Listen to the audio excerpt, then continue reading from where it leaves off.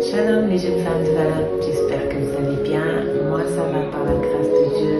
Je rends grâce à Dieu, je bénis Dieu pour vos vies.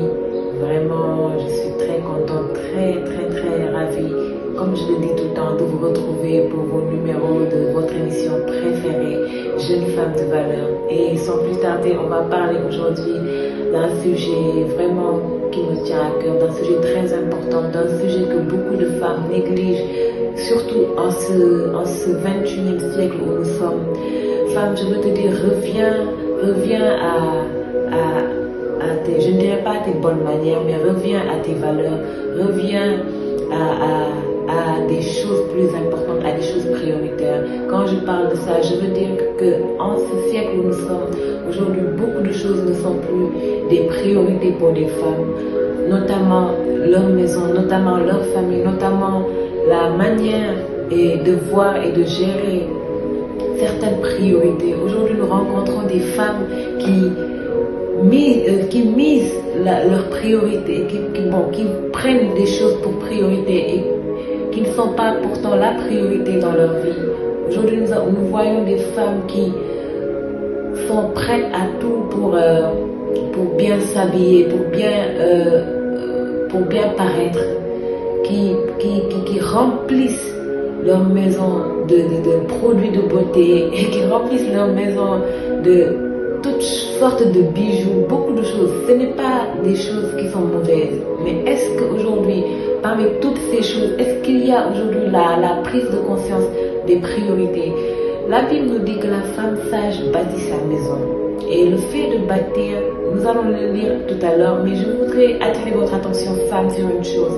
Vous savez, aujourd'hui, il y a des priorités. Avant, dans les temps anciens, les femmes misaient beaucoup sur la priorité, misaient beaucoup sur l'éducation de leurs enfants, misaient beaucoup sur la prise en charge de leur maison, de leur foyer, misaient beaucoup sur les choses les plus importantes, les choses qui peuvent tenir un foyer. Et aujourd'hui, beaucoup de femmes négligent ces choses. Beaucoup de femmes ne se soucient plus du lendemain, ne se soucient plus de que se passera-t-il demain lorsque je ne serai plus là. Est-ce que je laisserai des empreintes dans ma famille? Est-ce que je laisserai des traces quand je ne serai plus là?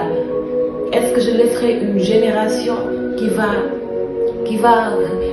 refléter ce que j'ai semé aujourd'hui? La Bible nous dit, ne vous y trompez pas, on ne se moque pas de Dieu. Ce qu'un homme aura semé, il le moissonnera. Je veux te dire, femme, ce que tu sèmes aujourd'hui dans ta famille, dans ta maison, dans la vie de tes enfants, dans les choses qui sont nécessaires, c'est ce qui va demain. Demain, tes enfants le moissonnent. Je pouvais le dire dans une vidéo précédente. Ce que tu sèmes, ta progéniture, ta postérité le moissonnera. Et aujourd'hui, je vais te poser la question, est-ce que tu sèmes des bonnes choses? Est-ce que tu sèmes dans les choses qui sont prioritaires ou dans des choses qui sont je dirais, qui vont s'épuiser demain? Est-ce que tu sèmes dans ça? Nous allons prendre notre Bible et nous allons voir une histoire, bon, pas une histoire, mais nous allons voir comment est la femme vertueuse. Vous allez me dire que je parle trop de la femme vertueuse, oui, parce que c'est une femme complète.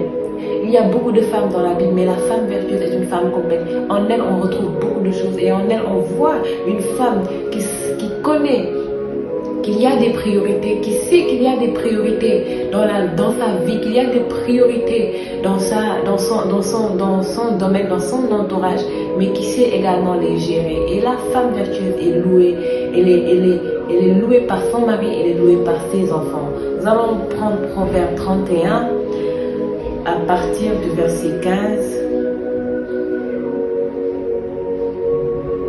qui parle notamment de la femme vertueuse.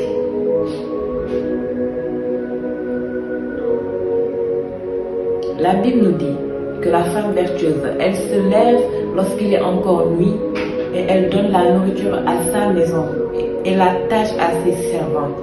Elle pense à un champ et elle l'acquiert. Du fruit de son travail, elle plante une vigne, elle ceint de force ses reins et elle affermit ses bras. Elle sent que ce qu'elle gagne est bon, sa langue ne s'éteint point pendant la nuit. Elle met la main à la quenouille et ses doigts tiennent le fuseau. Elle tend la main aux malheureux et elle tend la main aux indigents. Elle ne craint pas la neige pour sa maison, car toute sa maison est vêtue de cramoisie. Elle se fait des couvertures, elle a des vêtements de fin lin et de pourpre. Son mari est considéré aux portes lorsqu'il siège avec les anciens du pays. Elle fait des chemises, elle les vend, et elle livre des ceintures aux marchands. Elle est revêtue de force et de gloire, et elle se rit de l'avenir. Elle ouvre la bouche avec sagesse, et les instructions aimables sont sur sa langue. Elle veille sur ce qui se passe dans sa maison, et elle ne mange pas le pain de paresse. Ses fils se lèvent et la disent heureuse. Son mari se lève et lui donne des louanges. Plusieurs filles sont vertueuses, ont une conduite vertueuse, mais toi, tu les surpasses toutes. Alors je vais m'arrêter là. Et vraiment, je bénis Dieu pour la femme vertueuse. La Bible nous dit qu'elle se lève le matin. Au verset 15, oh, j'aime trop comment est décrit la femme vertueuse. La Bible dit qu'elle se lève lorsqu'il est encore nuit et elle donne la nourriture à sa maison. Donc femme, est-ce que cela fait partie de tes priorités? Est-ce que te lever et donner la nourriture à ta maison, pas te lever prendre la nourriture, voilà, mais te lever, penser à ce que ta maison doit manger, pas penser à ce que ton mari doit être nourri, tes enfants doivent être nourris, penser à ce que tes enfants doivent être revêtus, ta maison doit être couverte, ta maison doit être propre, ta maison doit propre, ta maison doit sentir bon. Est-ce que tu penses à ces choses? Ou bien penses-tu parce qu'aujourd'hui on le voit, hein, les femmes de ce siècle, excusez-moi, beaucoup, elles se lèvent avec des informations, voilà. Aujourd'hui j'ai un mariage, demain j'ai un truc. Ce n'est pas mauvais, mais est-ce que cela doit faire partie de tes priorités? Est-ce que cela doit venir avant ta famille, avant ta maison, avant ton mari? Ce n'est pas mauvais d'aller à des mariages, d'avoir des programmes, mais es-tu d'abord sûr que ta maison est en sûreté? Vous savez, toute femme sage, toute femme vertueuse, avant qu'elle ne soit dehors pour fêter, pour passer du temps avec ses amis, pour passer du temps, voilà, avec des gens, pour aller à des soirées, aller à des mariages, doit s'assurer que sa maison a d'abord du pain, doit s'assurer que sa maison est d'abord stable avant de sortir. Toute femme doit s'assurer que sa maison est d'abord clean avant de sortir. La Bible nous dit qu'elle se lève et elle donne des tâches à ses servantes. Même si tu as des servantes, est-ce que tu t'assures que tout se passe bien? Tu as bien géré tout ce qui est du domaine de la maison, tout ce que les servantes doivent accomplir, toutes les tâches qu'elles doivent faire dans la maison avant de quitter la maison. Parce que lorsque tu quittes la maison, ceux qui sont dans ta maison, ceux qui vont rentrer dans ta maison, même quand tu n'es pas là, doivent sentir ta présence dans la maison. Même quand tu n'es pas là, tes enfants, ton mari, ils viennent, des invités vont venir derrière toi, doivent sentir qu'il y a une femme qui gère cette maison sans te voir même. Femme, est-ce que tu es prête à laisser tes empreintes dans ta maison même quand tu n'es pas là? Est-ce que tu es prête à laisser des empreintes dans ta maison même quand tu n'es pas là? La Bible nous dit plus loin que la femme vertueuse ouvre la bouche avec sagesse et des instructions aimables sortent de sa bouche. Est-ce que tu es une femme qui arrive à donner des instructions et surtout des instructions aimables? Toutes ces choses-là font partie de la gestion des priorités dans ta maison, de la gestion des priorités dans ta vie à toi. Aujourd'hui, beaucoup de femmes se lèvent. J'ai ceci, j'ai cela. Beaucoup de femmes remplissent leur maison de vaisselle. C'est bien, c'est une bonne chose. De produits cosmétiques, c'est bien, c'est une bonne chose. Tu dois te faire belle. Beaucoup de femmes remplissent leurs armoires de beaucoup d'habits. C'est bien. Tu dois bien t'habiller. Beaucoup de femmes remplissent vraiment leur maison de nourriture. C'est bien, tu dois manger. Mais est-ce que tu es consciente qu'il y a d'abord des priorités? Je ne dis pas que cela ne fait pas partie des priorités, mais est-ce que tu es consciente qu'il y a d'abord ta maison? La Bible nous dit que la femme sage bâtit sa maison, que la femme insensée la détruit de ses propres mains. Nous allons voir ça dans Proverbes, toujours Proverbes, hein. Vraiment j'aime le livre des Proverbes, parce qu'il n'y a que des paroles de sagesse. Et femme, si tu es une femme sage, je pense que les livres des Proverbes doivent t'intéresser. La Bible nous dit que la femme c'est des Proverbes, parce qu'il n'y a que des paroles de sagesse. Et femme, si tu es une femme sage, je pense que les livres des Proverbes doivent t'intéresser. La Bible nous dit que la femme sage, dans Proverbe 14, verset 1, la femme sage bâtit sa maison et la femme insensée la renverse de ses propres mains. La femme sage bâtit. Le mot bâtir signifie bâtir, rebâtir, établir, assurer une suite. Oh, le mot bâtir signifie assurer une suite. Est-ce que, femme, tu es prête, tu es consciente que tu dois assurer un lendemain pour tes enfants, pour ta famille. Tu dois assurer un lendemain pour ta maison. Tu dois assurer une suite pour ta maison. Est-ce que les gens qui entrent dans ta maison sont rassurés d'être dans une maison d'une femme sage, même quand ils ne la voient pas? Mais est-ce qu'ils sont rassurés? Est-ce que tu t'assures des choses qui sont de la stabilité de ta maison avant de sortir d'abord, avant de chercher des choses, d'autres choses, avant de chercher des choses qui sont à la fois inutiles, qui sont à la fois utiles? Est-ce que tu assures d'abord une stabilité à ta maison? Aujourd'hui, beaucoup de femmes sont là, hein, se vantent d'avoir des produits cosmétiques qui viennent de l'Inde, qui viennent de n'importe quel pays, des habits de haute, vraiment des habits avec des marques extraordinaires. Oui, tu dois bien t'habiller, mais as-tu conscience qu'il y a des choses qui sont prioritaires, qu'il y a d'abord ta maison, qu'il y a d'abord une assurance dans ta maison, une stabilité dans ta maison? Parce que vous voyez, vous allez croiser beaucoup de femmes dans des mariages, dans des cérémonies.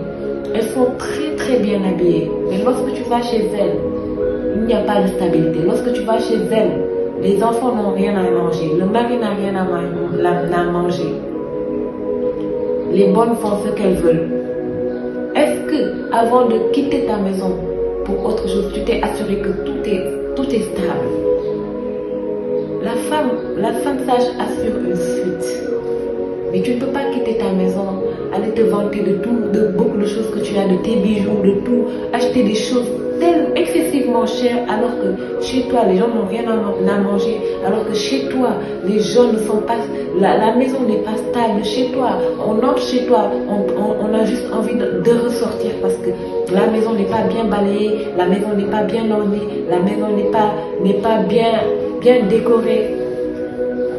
Oh femme, la femme sage, elle bâtit. Et quand on bâtit, on ne bâtit pas sur 1 an, sur 2 ans. On bâtit pour une vie. Quand on bâtit, c'est parce qu'on veut assurer un lendemain. La Bible nous dit que la femme sage, quand elle accomplit toutes ces choses, elle se rit de l'avenir. Parce qu'elle sait que l'avenir de ma famille, l'avenir de mes enfants sont assurés. Je peux me reposer.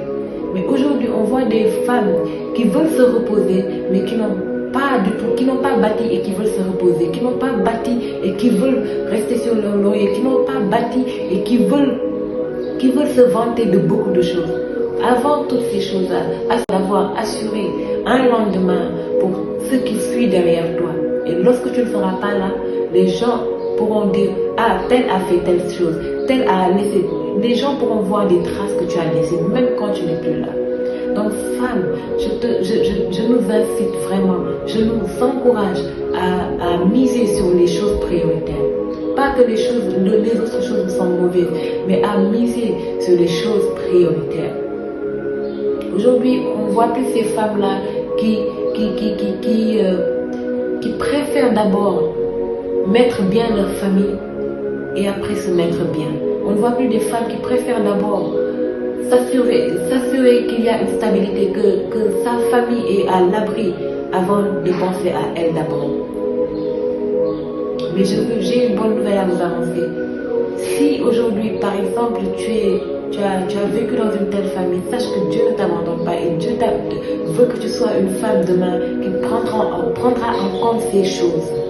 Donc je t'incite, je t'encourage femme à chercher la sagesse et à bâtir avec cette sagesse ta maison, ton futur, le futur de ta famille, de tes enfants, afin de les laisser un avenir meilleur, un avenir heureux, afin que demain, lorsque tu seras loin, que personne ne soit fatigué autour de toi.